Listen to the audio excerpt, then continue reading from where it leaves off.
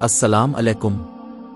حبیب ساقی اپنے مداحوں کے سامنے ایک اور واقعہ پیش کرنا چاہتا ہے۔ اگر آپ ہمارے چینل پر نئے ہیں تو لائک اور سبسکرائب کریں۔ یہ واقعہ حضرت آدم علیہ السلام کے پیدائش کے بارے میں ہے۔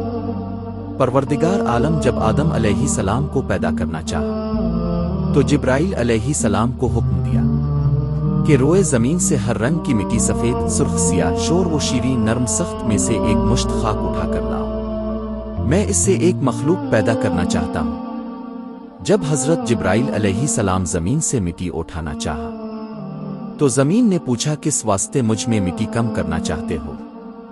جبرائیل علیہ السلام نے جواب دیا کہ پروردگار عالم اس سے ایک مخلوق پیدا کرنا چاہتا ہے جو زمین پر رہے گا۔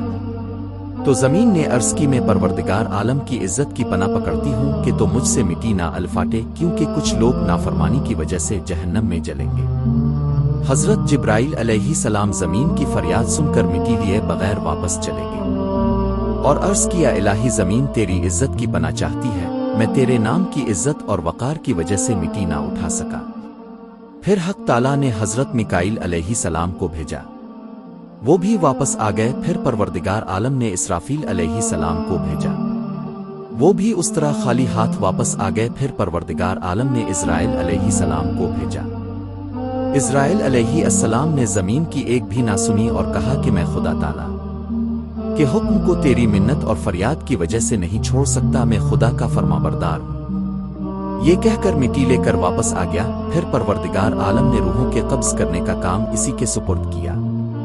پھر خدا تعالیٰ نے فرمایا، اس خاک کو جہاں پر اب خانہ کعبہ ہے وہاں ڈالو۔ پھر 40 دن اس پر بارش برسائی، 39 دن غم کی بارش اور 1 دن خوشی کی بارش برسائی گئی۔ اسی واسطے ہر آدمی اکثر رنج و غم، فکر و اندیشہ میں رہتا ہے اور خوشی بہت کم ہوتی ہے۔ فرشتوں نے خدا تعالیٰ کے حکم کے مطابق اسی خاک کا گارا بنا پھر وہ کیچڑ خشک کیا گیا، جیسا کہ کمہار برتن خشک کرتا ہے، پھر وہ برتن آواز کرتا ہے۔ پھر اس گارے کو خدا کے حکم سے وادی نعمان، جو مکہ اور طائف کے راستے میں عرفات سے متصل ہے، لے جا کر فرشتوں نے ڈالا۔ پھر حق تعالیٰ نے اپنے دست قدرت سے اس گارے سے حضرت آدم علیہ السلام کا خوبصورت جسم بنایا۔ پھر فرشتے اس جسم کو دیکھ کر حیران ہو گئے اور اس کے ارگرد گرد پھرتے رہے، اور ابلیس بھی اس جسم کو دیکھنے آیا اور تعجب سے کہا کہ یہ جسم اندر سے خالی ہے اور جگہ جگہ خالی ہے، یہ بغیر سیر ہوئے بڑا نہ ہوگا، اور اگر سیر ہو جائے تو پھٹ جائے گا اور چلنے پھرنے میں مست ہوگا اور اس سے کوئی کام نہ ہو سکے گا۔ مگر جب سینہ بائیں طرف سے دیکھا تو کہنے لگا کہ یہ کمرہ بغیر دروازہ کے ہے، میں نہیں جانتا اس میں کیا چیز پوشیدہ ہے، شاید یہ وہی چیز ہے جس کے سبب سے یہ خلافت کا مستحق ٹھہرا۔ آدم علیہ السلام کا جسم 40 سال تک وہاں پڑا رہا۔ جب پروردگار عالم نے چاہا تو اس جسموں میں روح کو داخل ہونے کا حکم دیا، داخل ہو جا اے روح اس بدن میں۔ جب روح اللہ تعالیٰ کے حکم سے سر کی طرف سے داخل ہوئی تو جہاں جہاں تک راہ پہنچتی گئی وہ خاکی بدن کو جو ٹھیکری کی طرح تھا، گوشت پوست ہڈی سے بدلتا گیا۔ جب روح سینے تک پہنچی تو حضرت آدم علیہ السلام نے اٹھنے کا ارادہ کیا تو وہ وہیں زمین پر گر گئے۔ حق تعالیٰ نے فرمایا، پیدا کیا گیا انسان جلد باز۔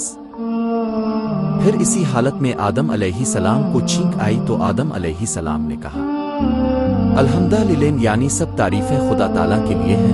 اس کے جواب میں ایک فرشتہ بہشت سے ایک جوڑے میں پروردگار عالم کے جواب یعنی تجھ پر خدا کا رحم ہو لایا اور اس کے ساتھ عزت کے تخت پر بٹھایا۔ وہ جمعۃ المبارک کا دن تھا۔ اگر ویڈیو پسند آئے تو لائک اور شیئر کریں اور کمنٹس میں اپنی رائے کا اظہار کریں۔ شکریہ، ملتے ہیں اگلی ویڈیو میں، تب تک اپنا خیال رکھنا، خدا حافظ۔